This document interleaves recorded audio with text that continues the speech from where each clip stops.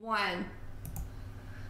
And we're back. I'm your host, BKP. Good morning from the office, North Georgia's only live online morning show. And we continue our candidate interviews. And joining me now, Tucker Green, candidate for Pickens County on the Republican ticket, Pickens County Board of Education. Mr. Green, how are you today? Good. How are you? Thanks for having me. I'm doing great. Let me ask you a question right out of the box. Is this your first time running for office? This is my first time running for office for Pickens County Board of Education Post 3.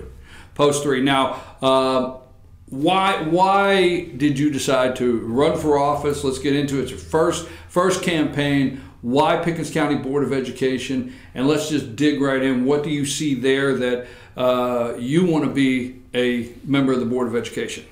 Well, Brian, first off, you know, Pickens County, I was raised there. It's deeply important to me. As cliche as that might sound, I have a deep love for the county. I'm a product of the Pickens County School system. I went K through 12 there, Hill City Elementary, Jasper Middle School, and Pickens High School.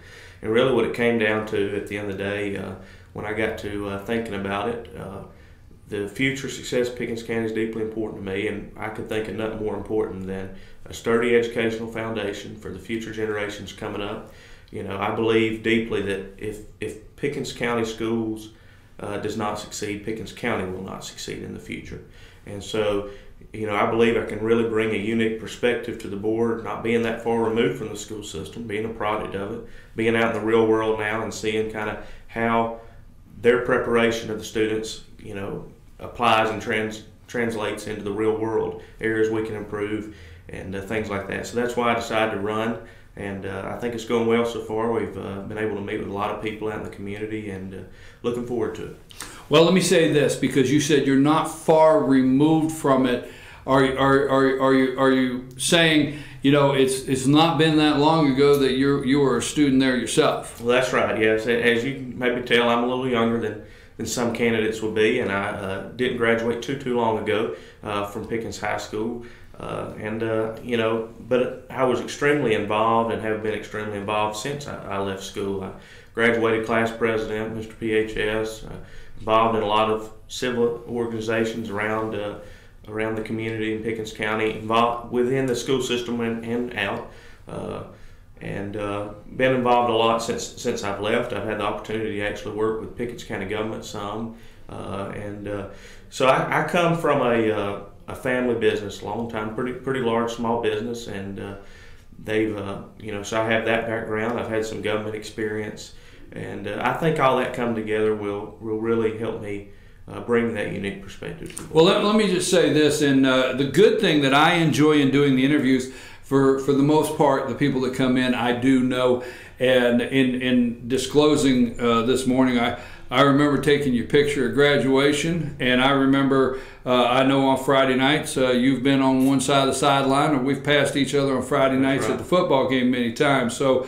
I am aware of your roots, your dedication to Pickens County High School, the school system. I'm aware of that, and you don't have to convince me. So when I say convince, here's the things that you may have to convince some voters. Right. You're currently a full-time student. Correct, yes. Over at UGA. Correct. Okay, how do you balance being a full-time student over at UGA and being a Pickens County school board member? Well, that's a great question. I'm glad you asked that. And I've had some people ask me that too. And what I try to stress to people is, first off, technically school board is a part-time position, although I don't approach it as a part-time position, and I think you ask any board member, they'll tell you it's not really a part-time position. But it's designed largely where people would have a job anyway, a full-time job, and many board members do have a full-time job, some out of town. And that's really the way I view it. This is my full-time job in a lot of ways, and it just happens to be out of town. But, you know, if I thought for a second that I couldn't fully dedicate myself to the office and to the responsibilities that comes with it, I can tell you I would not be running. But I'm confident that I'll be able to manage and that I will be able to be here in Pickens County, be present as I am already, and really dedicate myself completely to the job. So you can adjust your schedule of classes to try to make sure, and you know, there are situations where people do work out of town. There are situations where people have to work late, can't make a meeting, and that's understandable. It is a part-time position, school board. But you make a commitment to the voters to make the adjustments, maybe in some class schedule, to where generally the meetings, the regular meetings, you will be able to attend. That's correct. Yes, I commit that I'm going to do everything I can to adjust my schedule, be as flexible as I can to where I can be here. More than just meetings, be here at events, be it athletic events, fine art events, academic events, and because I think that's important that we're here and involved and you know, as hands-on as we can be. There's fiduciary duties of a board member. We're looking in the area of a $42 million budget. Right. It's a lot of money, $42 million in a school system. Yes. Okay.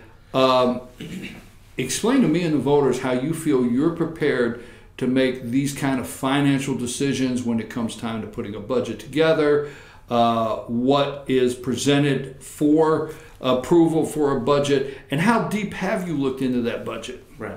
Well, another good question. I think, as I said earlier, my roots, my family is a business owners, ran a business for over 45 years. So I've grew up in that, and budgets and employees and things of that nature is no foreign concept to me. But now that's private sector, and as I told you, I've worked with county government for the past 2 years, Pickens County government, and I can tell you, if anyone's not looked into it, a government budget and private sector budget are completely different, and it's a different animal in itself. And I've had a lot of exposure, thankfully, to some government budgets in the past couple of years, how they work, the process, coming about it. I like to say the alphabet soups of fund bowls. You got your SPLOST and your LMIGs and your eSPLOST as far as Board of Ed goes, and so many others. And there's so many, it's really complex, and a lot of people don't understand the funding at all the different levels, and education is even more complex than I believe county government as far as funding goes. You got federal, state, local dollars coming in. You got all kinds of different tax revenues coming in that are allocated for certain things. And I believe I have a good grip on that, a good understanding of how that works.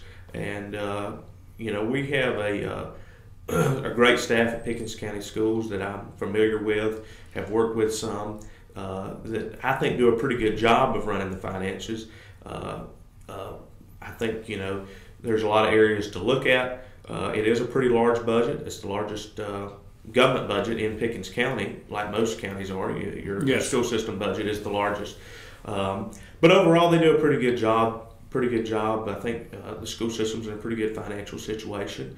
And, you know, I will always, I'm a conservative. That's where I come from. I'll always go with a fiscal mind and trying to always spend the tax dollars wisely. And that's always the approach I'm going to do, and make decisions that I think are justifiable to benefit the school system. Okay, let me go back to that a little bit, because I like to dig into that, and it doesn't matter if it's a county commission seat, Board of Education seat. I never change this focus where the candidate's concerned is the budget. One, yes, the Board of Education isn't, you have to get a book of acronym definitions when you go to Board of Education, okay? We know that, right? Right. And second, yes, there's a lot in this budget. Have you reviewed the budget? Have you actually looked over the budget and reviewed it? I have looked over the budget. I haven't dove into it as much as I would like to. I'm continuing to do that. It's a pretty large budget. I guess you've looked at it. Yes. As you know, and there's a lot in it. But I have generally looked at the budget, yes. Well, I don't like to bring a candidate in and start drilling into certain areas, because of the fact that you know, that until you're inside, there are things you don't see. There's the binder you don't see when you're a candidate, as opposed to being in the inside. So, but what I do like to know is that a candidate did take the position serious enough to go get the budget and at least start looking through it. Yes. Now, there's a lot of things in there also, and it's.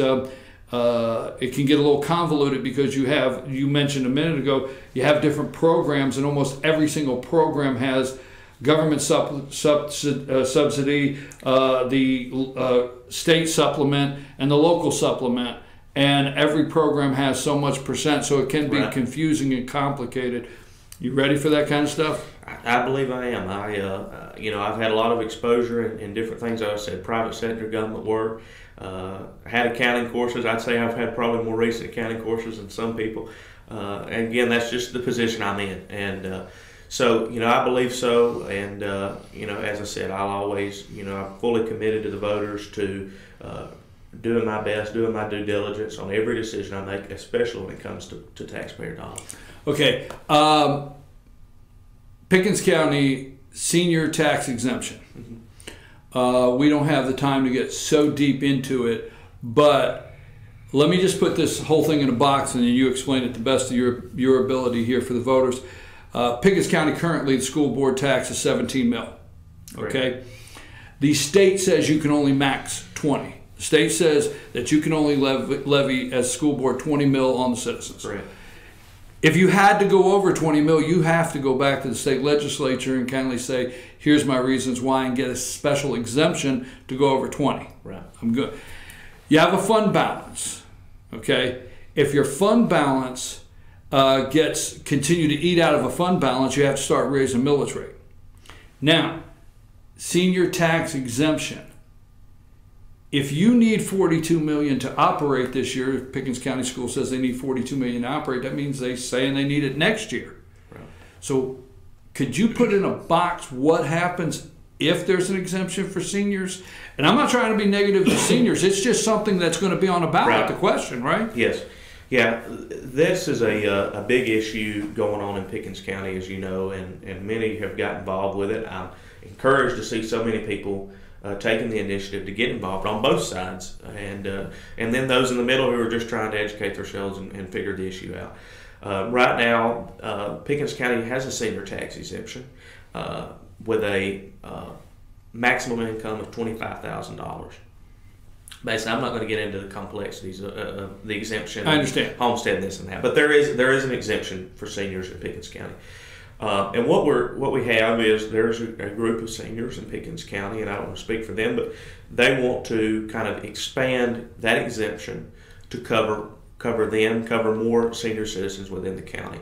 There's been several different proposals, just a type of blanket exemption for senior citizens of a certain age. Once they meet that age, they're exempt from school tax. Further, there's been set at certain income levels, raising it to in the hundreds of thousands of dollar range. There's a couple of different proposals, and that was one of the ones that they ended up going with that will be on the ballot, is the potential to propose that. But it's centered around forming a committee, basically, that will study, if they vote that option, they will study the school exemption, and then it will be set, recommended by the committee, to my understanding, and then voted on, I believe, by the state legislature. But one of the big concerns that I know a lot of people have in Pickens County is that if you increase a senior tax exemption substantially and you exempt them from paying school tax, it is going to severely lower the revenue coming into the school system. Exactly. And the only option you're going to have is either you can, not replace that, which that's not an option. Your schools begin to fail and you have all kinds of problems. Or you're going to have to shift that tax burden on the rest of the population. And so it's a really, really delicate issue because, we sympathize for senior citizens. As you said, it's nothing against senior citizens. We sympathize for them completely. And several of them are in difficult situations, and I understand that. I've talked with many of them.